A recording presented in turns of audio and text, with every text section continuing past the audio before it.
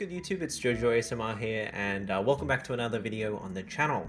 So just an hour before I'm filming this video, Konami announced the April 2025 Forbidden and Limited list for the TCG constructed format.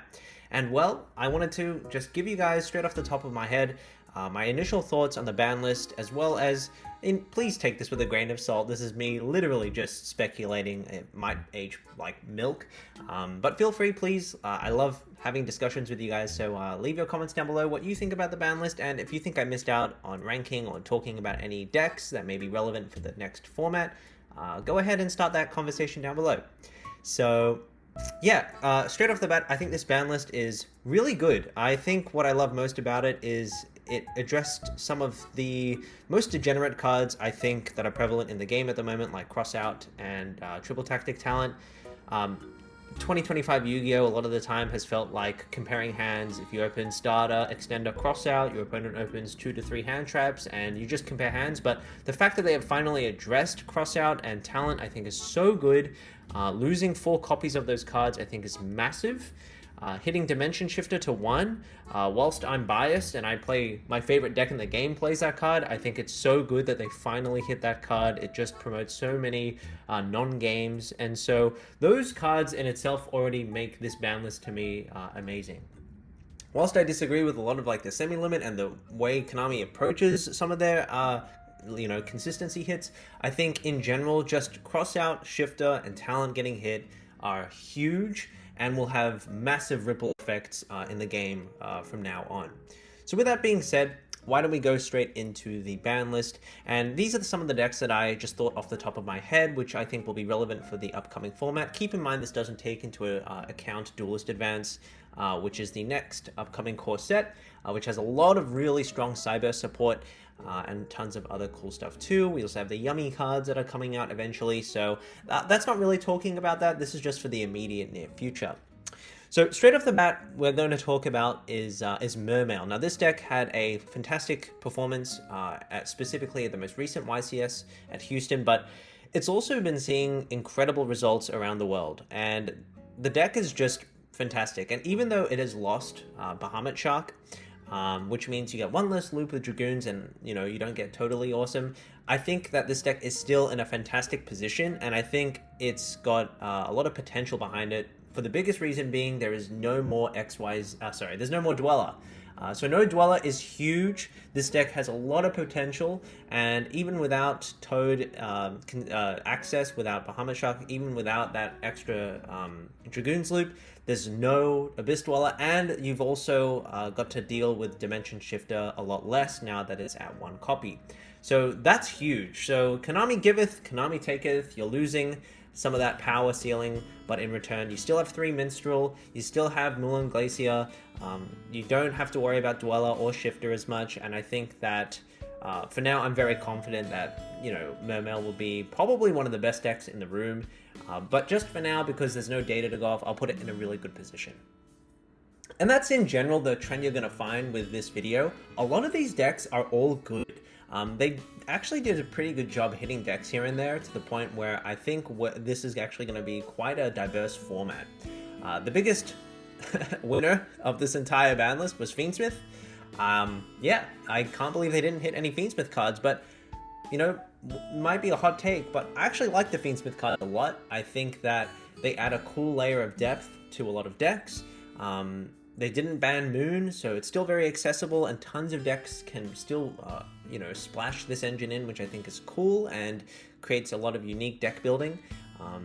But yeah, Fiendsmith's the biggest winner from all this. You're still going to see Fiendsmith Ryziel, you're still going to see Fiendsmith Malice, you're still going to see Fiendsmith Goblin Biker, Fiendsmith Blue Eyes maybe will start being a thing too, but Fiendsmith in general is just the biggest winner from this list, so yeah. Next we have Blue Eyes. Another really good position deck. I like all these decks are good. I think that the hits are impactful. I think Blue Eyes now has to not deal with Dweller, which is nice. Dweller can be a little bit of a problem here or there, and it also doesn't have to deal with Dimension Shifter nearly as much, which is massive. Shifter cripples Blue Eyes, so the fact that it can now play without having to worry about that is great. It can play tons of hand traps, And there's also been a lot of innovation with this deck, which I'll talk about a little bit in a second, but I think Blue Eyes is also looking like a really good solid pick. You can't really go wrong. Another deck, Malice, it's still going to be broken. Even if you have 2 Field Spell, 2 Dormouse, 2 Rabbit, like, deck's still going to be good. Even with 1 Shifter, I mean, some players don't even play Shifter in Malice, so they did lose 1 copy of Link Decoder.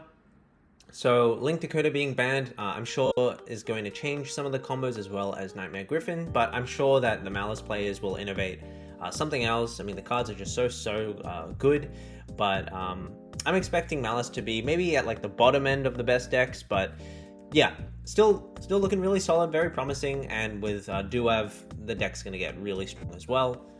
Another one is Mathmech. So obviously we have Circular back in the game, which is huge.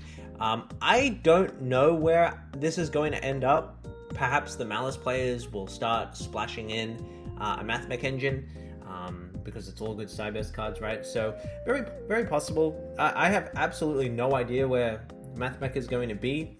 It still has great stuff with the hand loop. It still has a lot of good things going for it.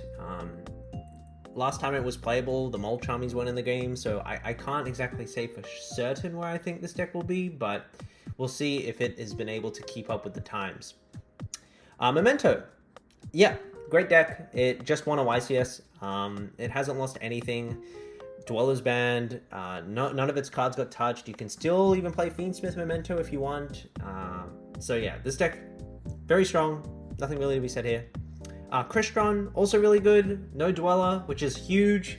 So Crystron has a really good chance to start really showing up to the table.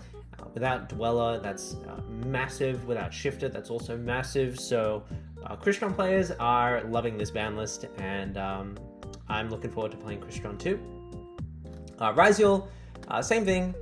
I mean, it's less cracked now that we only have 1 Detonator and 2 of each name, and 1 Bonfire. So that does hurt a little bit, but I'm pretty sure that Ryziel is still going to do what it's been doing. You can splash it in tons of different engines. So I don't see Ryziel going anywhere, and it looks very, very promising. Tenpai, I'm going to put in mid. It just hasn't really been seeing enough results at the moment. Obviously, you can still play Tenpai Fiendsmith and Tenpai Primite and Tenpai, all these engines together, so I'm sure there's some room for innovation there, but yeah. Rip Beast, terrible, this format. As long as Malice exists as a deck, I'm sorry to say, this is coming from a Rip Beast player, this deck is not very good, and we lost 2 Dimension Shifters, so that was one of the biggest selling points to Ritual Beast, so unfortunately, we'll see how it goes. Snake Eye doesn't seem very good either. I mean, people think that this is really nice. We're getting an extra Poplar and Ash, but you have to remember we lost 2 Bonfires, so you're really actually not losing or gaining anything from this list with the Snake Eye deck. So yeah, I'm just going to put it in not great. Next we have Odeon, which, like, I think as people have become more familiar with the deck and the matchup, it's lost a lot of its edge. We have seen some cool innovations with the Odeon deck in, like, Blue Eyes, as Man of the Mark is a level 4 lower spellcaster. So I think Odeon is actually a really cool deck, to be honest with you. It's very different in its playstyle, and I love the whole niche of using trap monsters and stuff like that. You can make Gallant Granite to search Lord of the Heavenly Prisons to be able to set pretty much any trap card that you want, like Eradicator or the continuous trap that floodgates your opponent.